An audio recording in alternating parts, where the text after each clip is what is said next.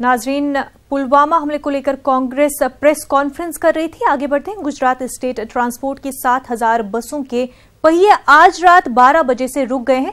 45,000 बस मुलाजमीन अपने मुतालबात को लेकर छुट्टी पर चले गए हैं। बसें नहीं चलने से लोगों को काफी परेशानियों का सामना करना पड़ रहा है। मुलाजमीन ने हुकूमत को धमकी दी है कि अगर आज उनके मुतालबात पर मस्बत जवाब नहीं दिया गया तो ये स्ट्राइक लंबी चलेगी।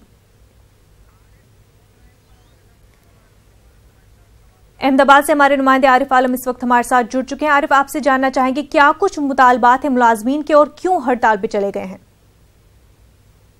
इस तरीके से देखें, अहमदाबाद की लाइफ लाइन मानी जाती है एसटी निगम की बसों को, क्योंकि इस बस से हर दिन अगर सवारी करने वाले लोगों की तादाद की बात करें तो कम से कम 25 से 30 लाख लोग इन बसों का इस्तेमाल करते हैं। उसमें 12 लाख से ज्यादा स्टूडेंट होते हैं। लेकिन इन लोगों की 7 अहम मांगे हैं और उन मांगों को लेकर हड़ताल पर जाने का फैसला किया है। वैसे आज एक दिन के हड़ताल पे है और ये चेतावनी दे रहे हैं, ये धमकी दे रहे हैं गुजरात सरकार को कि अगर हमारे मुतालबात को नहीं माना जाता है तो अनिश्चितकालीन हड़ताल पर चले जाएंगे। अगर इनके मांगों की बात करें तो इन लोगों का कहना है कि 7वां वेतन पंच जो अभी तक इन लोगों को नहीं दिया जाता है उसको लागू किया जाए। 7वां पगार पंच जो लागू किया गया है उसको दिया जाए।